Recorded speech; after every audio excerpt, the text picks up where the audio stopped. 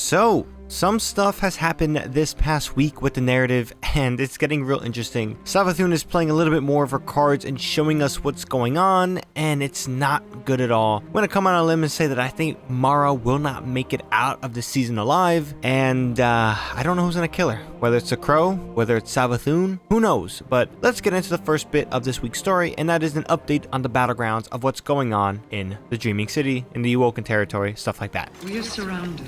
A ring of spears pointing inward from the edges of our system. The Black Fleet could have destroyed us, and yet they have waited. Why? SAVATHUN knows more than she lets on. It is the only reason she still lives, and she is keenly aware of that fact. It is why Xivu Arath pursues her so relentlessly.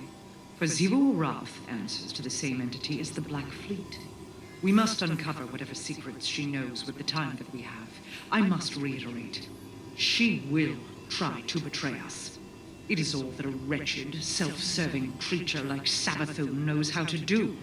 She needs me to free herself of her worm, but after that, the blind well requires alignment. As you rescue my remaining Techians, continue your audiences with her. How did Mies Rax put it? We must all learn to live alongside our monsters.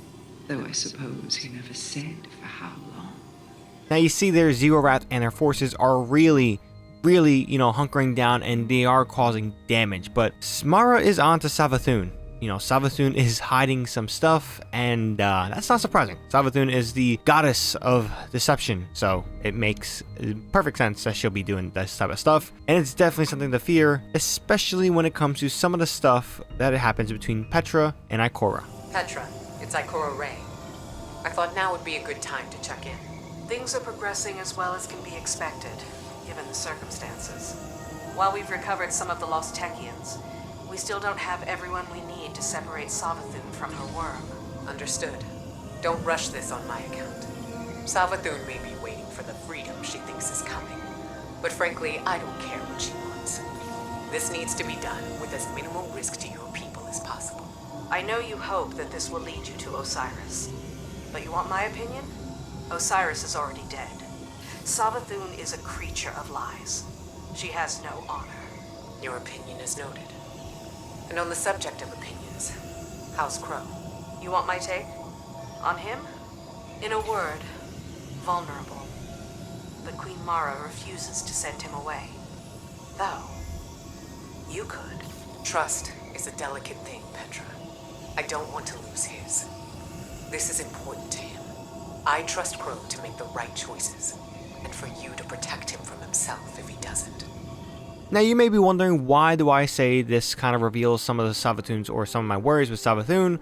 Well, again, the Crow is mentioned yet again in another aspect of the season. He is really shaping to be the key to whatever happens this season, and it's kind of nerve-wracking. I'm really loving the Crow's character. He's really doing a lot of great things, and I think he is definitely necessary for the story in the world of Destiny, and I'm just so intrigued by what's going on. We have Mara's confusion and desire to bring her brother back, Aldrin, who we know is not possible, or at least we don't think is possible. It is definitely highlighted by SAVATHUN herself that this is her weakness. SAVATHUN knows that the Crow or her brother is the only way to beat Mara, and that's quite fearful, fearing because, Mara is definitely getting played, and it kind of says a lot when SAVATHUN says what she says here, because she has a lot of confidence, and she knows that you can do nothing to her and nothing to her plan. Let's listen. When this is over, I wonder if Mara will uphold her end of the bargain and let me live. Killing me is probably at the top of your to-do list as well, isn't it? You've done a lot of killing over the years. Let me ask you something. Of all the enemies you've fought, how many saw your ghost and realized, that's why Guardians are so strong? Not most, but some. They might have even taken a shot at it. R.I.P. Cade. Now, how many saw beyond your ghost? How many followed the line of your light straight back to the Traveler? And how many knew enough to aim a weapon there? A few. The smart ones, the dangerous ones. You'd recognize their names. Listen to me now.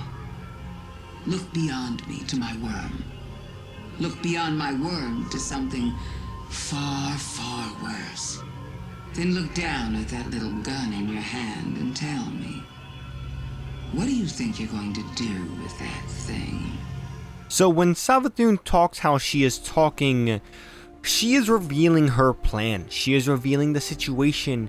And there is even teases to Lightfall. Now, the title Lightfall itself, you look here on screen of this poster, it is a conflict and a direct battle between the Traveler and the Black Fleet, the pyramid ships. We don't know what's going on. Lightfall is a very intimidating title, and this is probably my most anticipated expansion besides the Witch Queen, just because the title itself is so intriguing, and it seems like something big is going to be happening. Now, getting back onto what's going on this season, she laid out pretty much the whole history of Destiny right there. She said, like, you know, you've done many killing.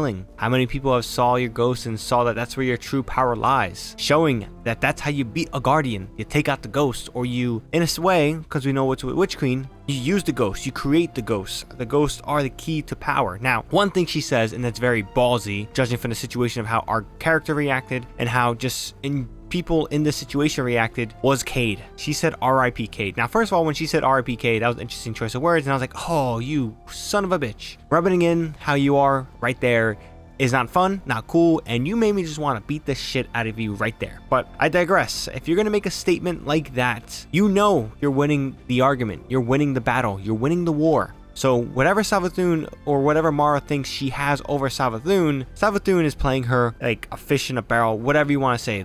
She's playing us all, and it's clear, and it's also nerve-wracking because everyone kind of knows this. We kind of have to go with the situation because Ziggorath, as hinted again, is being aided by a higher entity, a higher foe, a higher power, and is definitely something we should worry about because, again, she made a massive statement, and I'm going to play it again.